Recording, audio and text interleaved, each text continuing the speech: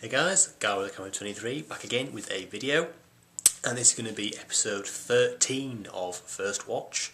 God, I can't believe we're doing it for 13 weeks. But anyway, this week I'm going to be doing a film that was recommended to me by a good friend on here, RossiBoy19. It's his favourite film of all time.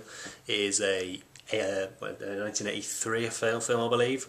Now I don't know too much about the plot, which is probably a good thing, but I know it's kind of set in the, well, I think it's set in the 80s anyway. It kind of has these, socks and the greasers and greasers, whatever, and they're kind of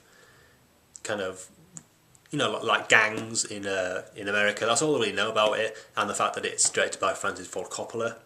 Now this week I'm doing things a bit different because I really wanted to check this film out.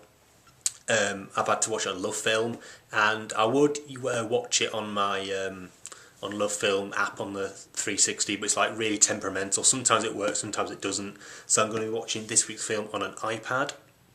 So it's not going to be kind of the greatest quality, but again, if I like it, I'll be buying the DVD or Blu-ray. So yeah, as always, I'll watch the film and then I'll give you my thoughts afterwards. So it's about just under 2 hours, I think, so I'll see you in a bit. Here's the Love Film page for The Outsiders, if we can get that whole in. And watch now. God, I've still got the thing. Yep, I think so. Yep, there we are. So as always, I'll watch and give you my thoughts, so see you in a bit. Yep, there are the end credits for The Outsiders. Very good film, that. I'll give you my thoughts in a second, so yep. Hey guys, yep, just finished watching The Outsiders. Very strong film. Directed by Francis Ford Coppola, starring absolute stellar cast. Got C Thomas Howell, Ralph Macchio, Matt Dillon, Patrick Swayze, Tom Cruise, Emilio Estevez. Who else we got? Yeah, that's about all of them, I think. Yeah, but absolute great cast based on the book. I don't know who the author is, but anyway. The basic story is there's a group of, there's three brothers and they're, I think, 3 or 4 friends, and they're called greasers because they have like really greased back hair. Yeah, and the guys kind of get involved with these. It's kind of like a rival, well, not really a rival gang, but a rival kind of type of people called Socs. I called them socks before for some reason, where it's spelled S-O-C-S. So anyway, and it basically, yeah, say follows them as they kind of just deal with everyday life, really. So the only really negative thing I have to say about it is to me it felt like it didn't have, well, maybe it's just me, but it didn't have like kind of a really central plot. It just kind of, I mean, the first 40 minutes, nothing particularly, well, it was whatever happened was great, but it wasn't kind of driving the story forward, really. And then one of the kids accidentally kills one of these Socs, and they have to kind of run away from the town and hide out in this abandoned church, and they kind of, yeah, to kind of wait till kind of the whole thing blows over.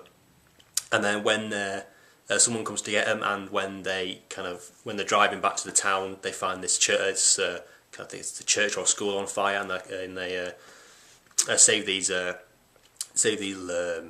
kids. Yeah, and they kind of get back to town. And the thing with it's kind of if you ask me to kind of some of the plot, I just kind of like tell them what happens. I mean, there's no kind of actually like through kind of a through plot, if you know what I mean. That's the only really negative I have to say about this film. The performances are great, especially by C Thomas Howell and Ralph Macchio. Yeah, I said Tom Cruise didn't have much to do, much like his most recent career. I'm only joking, I quite like Tom Cruise actually. It was, yeah, Patrick Swayze as a Pony Boy's older brother, of course Rob Lowe as the kind of the middle brother. So there's no kind of weak performance in the film, although Matt Dillon sort of feel like he just overacts just a tiny little bit in some scenes. But so the performances are really good. Like I said, the story is not the strongest. Or maybe it's better in the book, but to me, it just didn't really kind of, it didn't kind of hook me. Like I said, for the first 40 minutes, it kind of took that time to kind of kind of like grab onto the story and kind of follow it through to the end. Yeah, the filmmaking's really good in the film as well. There's a lot of I like the style of it. So based in the, well, I think it's the 50s anyway. It's like a lot of period detail, which I thought was great. It quite reminded me of Stand By Me quite a lot of the time. Obviously, I think, well, they might be set in the same time, not quite sure.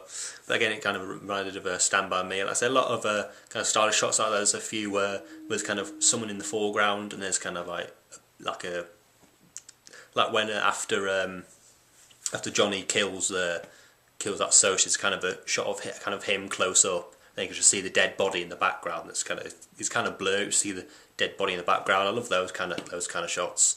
Yeah, the Francis Ford Coppola does a really good job of directing. All in all, very strong film. Extremely strong performances. Quite a lot of kind of tear-jerking scenes. They've kind of welled up quite a bit sometimes near the end. But altogether, greatly directed, greatly acted. Quite good music as well. I think the theme Stay Gold by, I think it's Stevie Wonder, I believe. Very strong film. If you're a fan of the kind of period films, I'd say it was made in, I think, 83, was it, or 83 or 85, and but it's set in the 50s. Now I don't know whether, I mean, because the actors, I don't know whether they did this before, like C Thomas Howell. I don't know if he did this before or after The Hitcher. I'm guessing either probably would be before, quite young in this, but yeah. And also Ralph Macchio, I don't know if he did this before or after The Karate Kid. Pretty sure it probably would have been before, but I haven't seen The Karate Kid, so I won't really know. But anyway, yeah, strong film. If you've obviously haven't read the book, but I think it would be a very good book adaptation. So give it a good 7.5 out of 10. I say I didn't love it. It didn't blow me away, but I did really enjoy it. So yeah, that's basically it. That has been First Watch number 13. Again, there'll be another one next week, so please rate, comment and subscribe, and I'll see you in the next video. Stay gold, pony boy.